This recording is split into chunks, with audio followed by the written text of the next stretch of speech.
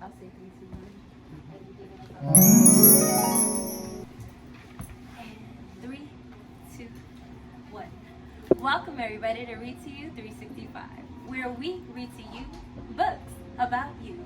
And today we're on a bookstore tour. Not a regular bookstore tour, a Black-owned bookstore tour. And today I have with me Miss Janifer, the owner of Sisters Uptown Bookstore. How you doing today? I'm doing wonderful, sis. Wonderful. So I just wanted to come and interview you today and take a look at your bookstore and introduce everyone on YouTube to your beautiful bookstore here in Harlem on 155th Street and Amsterdam Avenue, where you guys gotta come through and check out all of the beautiful books we have to offer. Ms. Jannifer, would you please tell us why it is that you chose to open up a bookstore in Harlem? Actually, I grew up in Southwest Georgia, and it was basically post-civil rights, Jim Crow era. And so I grew up as a young child seeing no depiction of anybody that looked like me in the books that we were forced to study from. During the time that we were actually transitioning through early childhood education, middle school, high school, we actually boycotted our school as young children because we wanted to have books that were not written in, pages weren't torn out, because we got the overflow from the schools, the white schools, where their children had written in the books, torn pages out, and that was just transferred over to us. And we thought, so we have government history, we don't have Black history, and we have these broken down, raggedy books that we're being forced to study from. So you guys got the hand-me-downs. We got the hand-me-downs. And guess what? During that time was when Dr. King, Dr. Abernathy, SNCC, all were going to the little towns in Georgia organizing freedom schools. So they came to the town where I was growing up, and they organized us as children, about 350 of us in our school. We boycotted. Our principal called the police, and the police came, drug us out to the buses that were waiting outside with the police because we refused to get up off the floor in the hallway. And that began my plight of wondering, what is this really all about? The color of my skin? How does that pose a situation where I'm now being forced to succumb? So the kids in the town became the heroes because we said no more. And so they took us all to jail. We were in jail for about 3 or 4 days as 15, 16, 17, 18-year-olds. Wow. Our parents and neighboring communities and the whole movement was focused on our little town. So as we were locked up in this prison, in the jails, the local jail, we filled up the jails in our town. So then they started taking us to neighboring towns.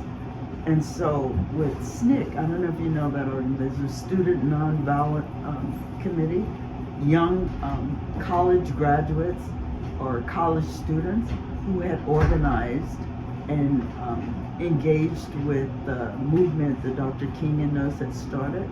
So they were our mentors. They were the folk that we looked up to. Mm-hmm. And so they taught us that self-preservation, pride, freedom will come from you once you know your history and from whence you came.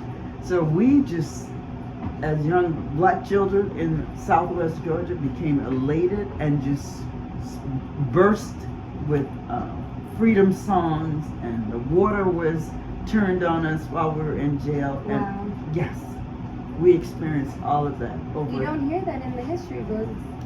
And you won't. 3 to 4 days, this is what we endured because we said no more. Mm-hmm. We want to have new books.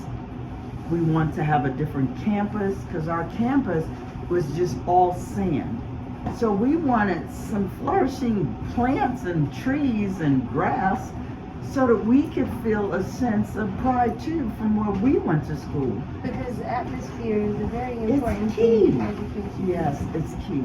So as 15, 16, 17-year-olds, we knew that we deserved that. And so, ooh, you're talking about pride when the day that we came out of jail, because all the neighboring churches and communities all came together and they were like, let my people go. So on the 4th day they let us out of jail. We were the big old heroes. We came in the church, everybody was clapping and praying. They prayed us through that experience. Wow. Yeah, those mothers of the church, and oh my God, you talking about pride. I became a rebel because I said, right on. And so that's when my spirit changed, and I knew that I now needed to take a whole another level of awareness in terms of who we were as Black people. Because the script wasn't written, there was no depiction of us, and so it gave the young folks a sense of pride that we enveloped as young people and became those freedom fighters for literacy and education in that small town that I grew up in. There's about 20,000 people there. Wow. And so that started my vision and my mission of literacy. And so they thought that because I was outspoken and my favorite word was why. It's a great Why? word. And so my parents felt that they needed to send me to New York City where it was safe. My dad lived in this community. And so I just came to New York and I saw Black folk with pride. They dressed, they walked, they talked the language. Oh my God, it was such an important part of my life to be in the village of Harlem, to see how we were as a people in the 70s and the 80s, because then that's when we were flourishing and had that sense of self. We were a community of self. I came from that because in that little town, everybody had their own businesses. There was the folk who owned their restaurants, we had our own florists, we had the ladies who did our hair, we had the farmers who came on Wednesdays and Saturdays with the fresh fruits and vegetables, we had our own taxi stand. Everything was in the community, and we had community of self. So everything we needed was right there. I grew up watching that. So how did this store come to be? That same energy that I watched growing up as a kid, when I came to Harlem, I went to all the stores in Harlem and would just sit and watch, and the elders in the community were on point. So I would watch them and talk to them and ask questions. And then I knew in my spirit, in my soul, living in this community, because this is where my dad lived, and this was the end point of Harlem. It was called Sugar Hill. It is Sugar Hill. And so I wanted to bring the energy from Harlem up here where I live. And so I went around to the Black-owned bookstores in Harlem.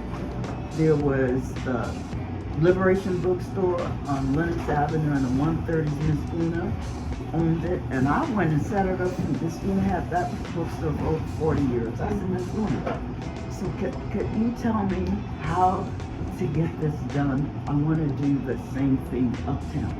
Because folks say, they said to me, they were like, she ain't gonna make it as no Black bookstore because Black folks don't read. That was my incentive. I said, Prove 'em wrong. Prove 'em wrong. And so there was another Black-owned bookstore in the 125th Street Mart. There was a lady there by the name of Isis.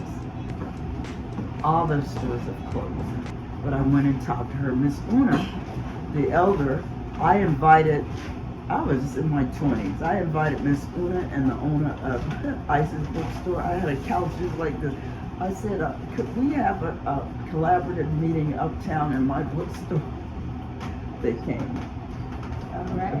don't Tiffany think she is, who she talking to. I said, well, what I'd like to do is to establish a collaboration of our stores. And if you have an account where you order your books from and I don't have an account, would you order enough for me? And if I have established an account that you don't have, and then I would do the same thing for you. That's what I'd like to see happen. We're not competing. We're extending our efforts to make sure every community has the true essence of our history, past, present, and current. And this is why I'm drawn to this story. Something with me And so that's how we were birthed. We were birthed as a result. And there was another major bookstore on 125th Street called the Tree of Life. And that's where the elders of John Newman Clark, Dr. Ben, Malcolm, all of them were gathered in that space on 125th Street. And so they would talk card events. So can you imagine elders sitting around talking card events about our history, our community? How are we going to move forward? How are we going to document this? How are we going to leave legacy? So here I was, listening. And so that's how all of this got started. I wanted to bottle that and bring it in the community where I live, because we went west, south, east, and there was no presence of any books in this whole area other than 125th, 135th, nothing uptown. So let's collaborate and bring that energy all over these communities where we live. And so that's what I did. So folks said to me, well, this store is too nice. Why don't you take it downtown? What? So you're saying we don't deserve to have something nice where we live? And it's not about niceness, it's about the information. Our ancestors, I stand on their shoulders. They opened the way. Do you know they were killed if they would be caught reading? They were forbidden to read. We are free to read, to embrace history and culture through literacy. I'd like to think that we are the answered dream. Yes. But what has happened to us is we've been distracted with survival. So our whole essence now, especially today, how am I going to live? I got to worry about paying my rent. I got to worry about eating. So folk have moved away from reading. COVID also brought that energy also, because that time that we were in the house, people were in their homes reading books. That period, after 20 years of being here, being open, brought us over the top, brought us even. We made more money in that period than we did in the 20 years that we've been open. Wow. That many people were reading and ordering. We had to develop an online presence quickly, because we got word that you're closing today. And we were like, close? So when do we open back up? There was no information, just closed today. I'll never forget, in March, I think it was like March 7th or something. It's like, the businesses are closed. And so I said to my daughter, so what are we going to do now? So she said, well, I know what we can do. We can open an online bookstore. Excellent. And so people could pick up at the door, or we were shipping. We had so many, we had just rows and tables of books. Oh, it felt so good. We just roll all over the floor in books and information. So that period was very crucial for us. But post-COVID, I told my daughter, I said, this is not sustainable. So let me let you know that. And you know I know it's not sustainable? Because people are marching. There's Black Lives Matters. People have lost their wives. That was when George Floyd was killed. And so that is just an energy for a period of time. It's not sustainable. So as soon as that period was over, COVID was over, that business died. So now we're at the point of how do we now realign ourselves and invent and create a new mode of literacy, because the way it was is over and done. That era is finished. But some of us are still trying to be there, not realizing it's done. Thank you. So what challenges have you faced as a Black Bookstore owner, and how have you overcome them? Well, we need to really look at overcome, because I think the struggle as Black folk is our struggle. I don't think we're ever going to overcome, because we used to sing, "We shall overcome." If you listen to that, that's our journey. And we're resilient folk. We have a sense of fight. No matter what happens, we move through it. So I don't believe that we have overcome. It's just lessons that we get from each hurdle, from each struggle, from each obstacle. There's something coming for us. So what lesson have you learned in owning your bookstore? Number one, like I said, folks said I wasn't going to make it because Black folk don't read. So January 1 is going to be 24 years. Wow. And it hasn't been, the journey hasn't been because we've sold enough books to still be here. It's because there's an ancestral presence surrounding this energy, surrounding this community that has us still here. It's an assignment, because the Creator says, I was minding my business. I was a healthcare professional, surgical PA, working in a hospital, taking care and saving lives in medicine. So I ended up realizing that I could no longer be on that journey, because medicine is just big business now. So I ended up on this journey by assignments. The ancestors said to me, my ancestors, your ancestors, that this area is very crucial, because our ancestors, these rivers is where they travel down to the African burial ground downtown. This is a very crucial and important space in our journey. And so this space was chosen for this bookstore to be here. And I was assigned as the keeper of the space. And they said to me, they are going to come and try to take this from you, but we got you. So here we are, 24 years later, not making enough money selling books to even still be here. And here we are. So that's significant to me, because I know they got this. So I take great pride in being the keeper of this space, to house, to present, and preserve our history. Those books that have been written to, from, and by our ancestors and the present authors, because so many people are writing books today. There are more authors than there are bookstores. Nationwide, in the 50 states of this United States of America, we have presently 153 Black-owned bookstores, with all the millions of Black folk that live in this country. 153, can you imagine? That is nothing. That's a small amount. That's a small amount, and we're not being supported by our people.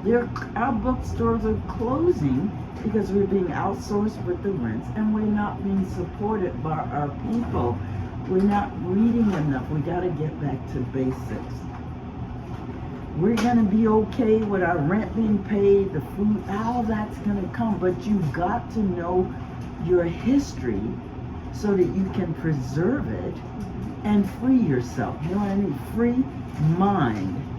Because right now, our mindset is what is causing us to succumb to the ills of this era that we're in. Once we're free, if we started reading books, our history books, and knew everything in this universe has been touched and built by us, that will give us such a sense of pride that we won't resort to the types of ills that we have, those doctrines and disciplines that have been set up for us.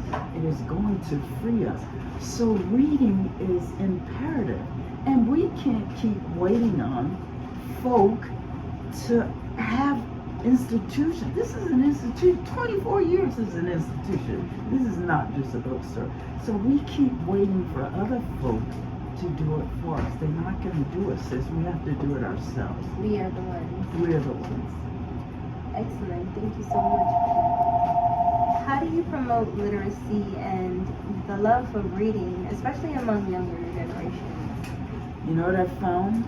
Because our young men, the boys, are the ones that I'm really, really concerned about, because they'll come and say, Ms. Janifer, I say, how many book reports do you have to do this year? And they'll say, 30. Okay.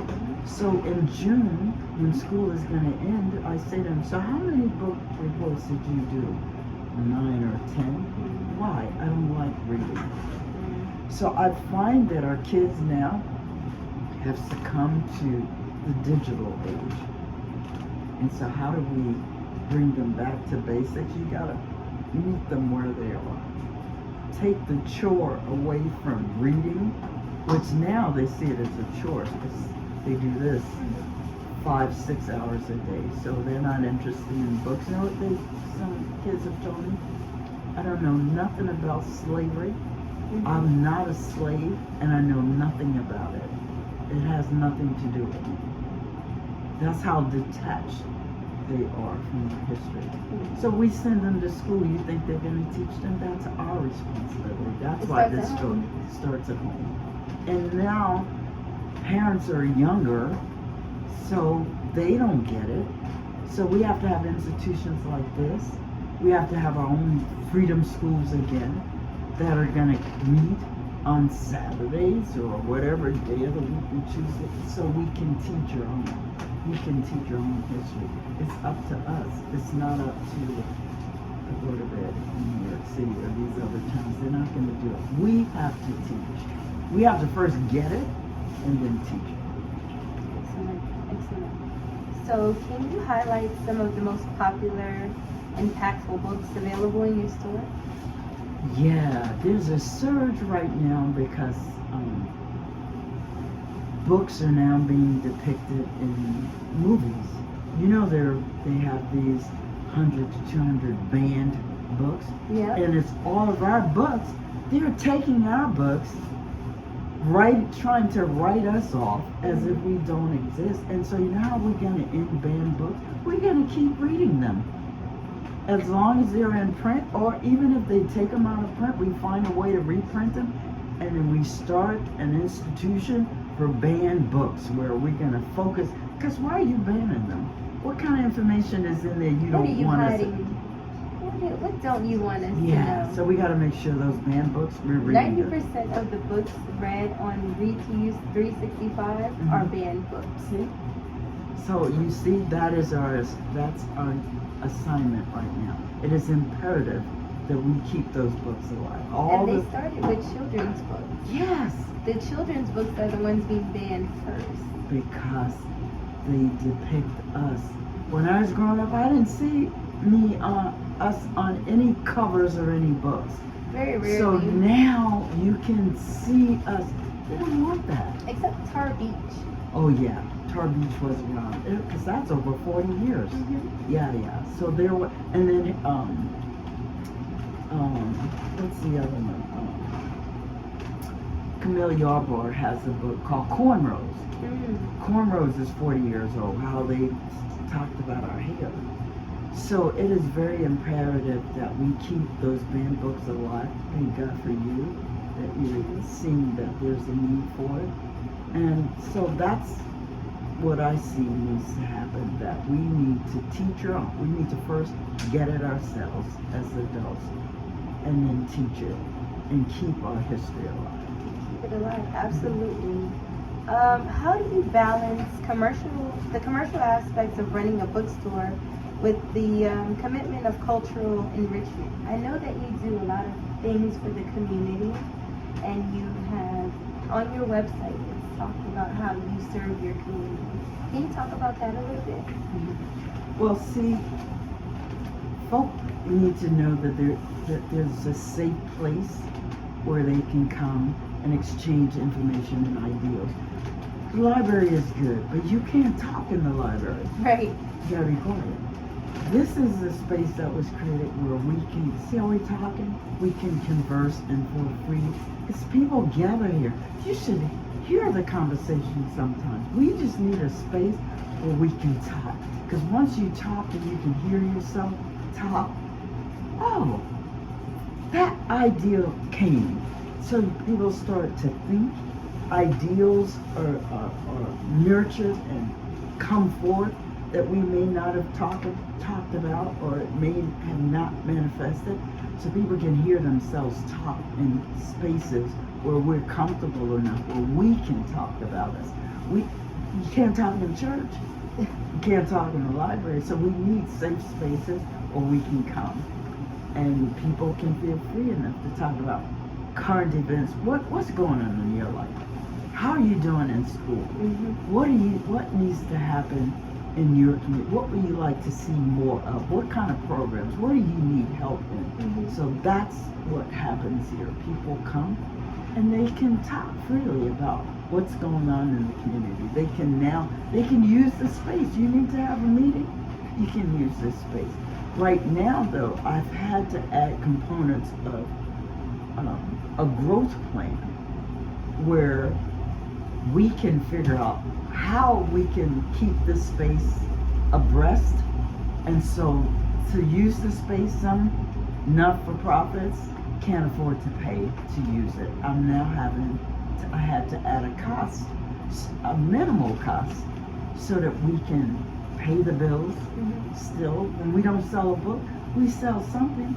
I've got artifacts from local artists and vendors who don't have brick and mortar, so they can bring their products here.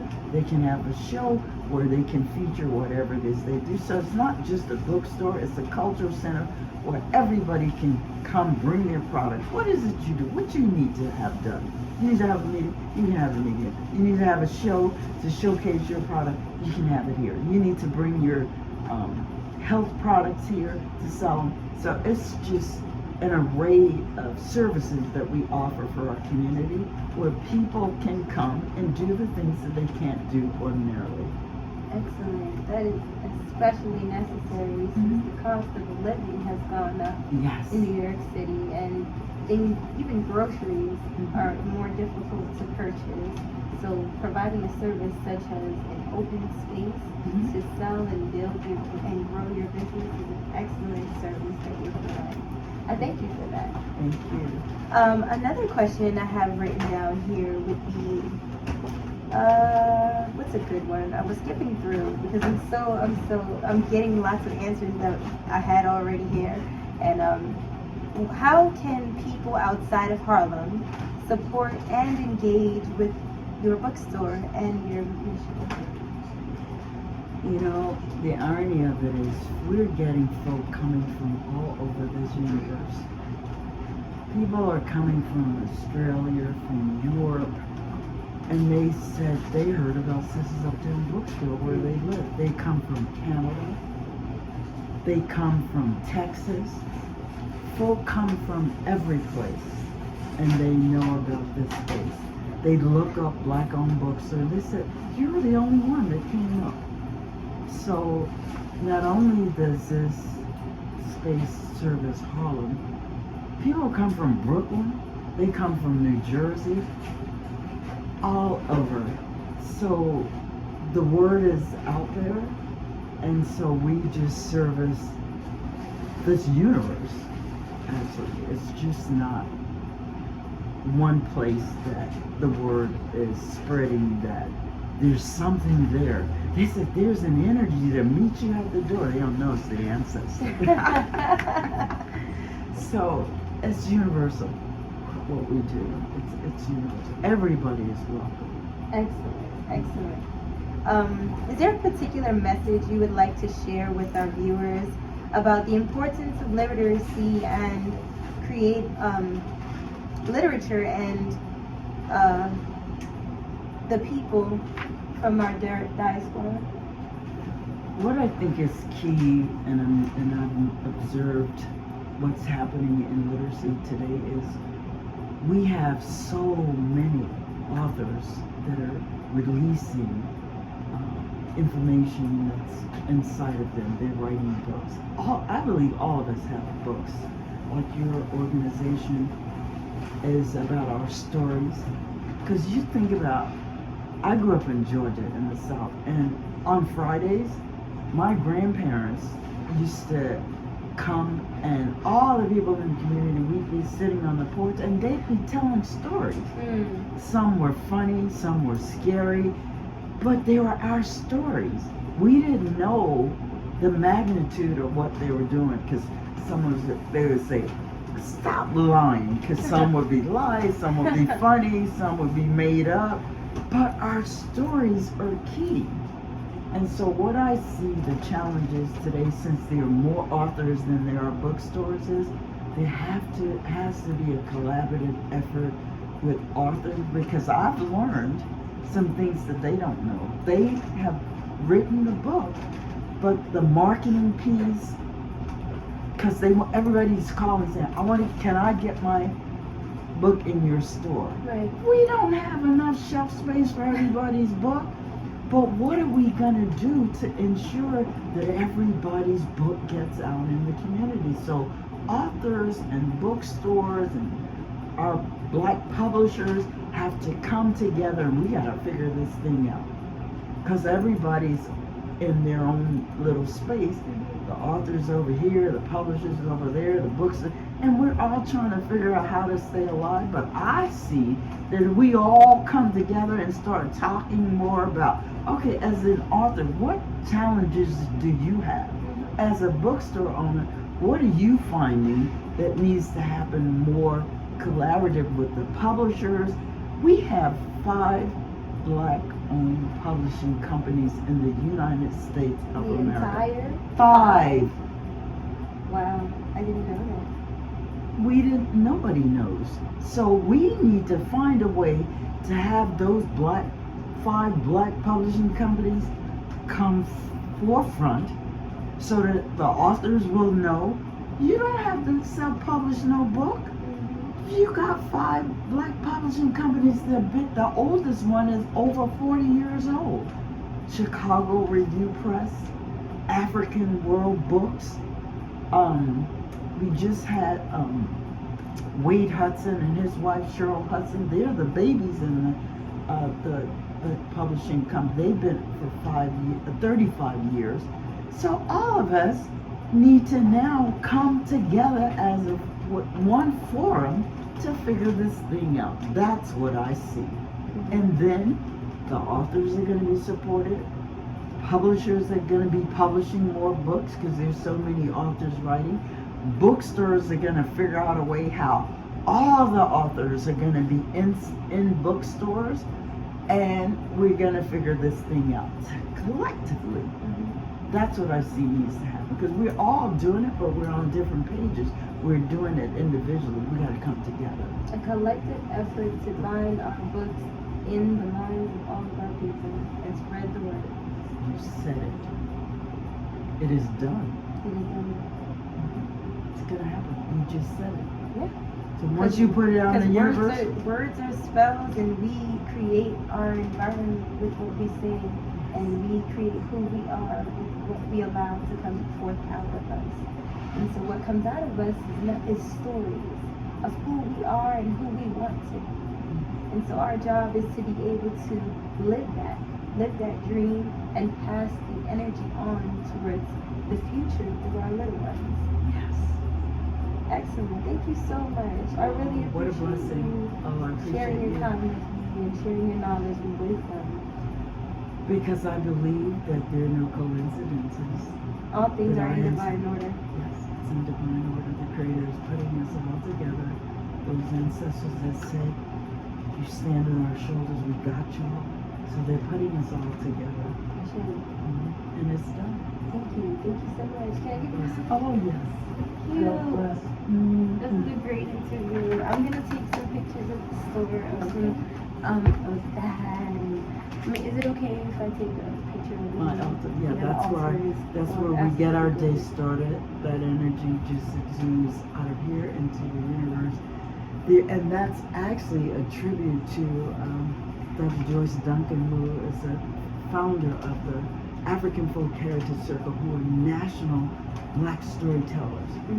She started her organization 40 years ago. Folk didn't know that they were national storytellers. She transitioned a couple of years ago. But she was on the bus. She lived in this community. And she was on the bus. And she saw this bookstore and she got off the bus. She was like, I'm going to help you do this. Wow.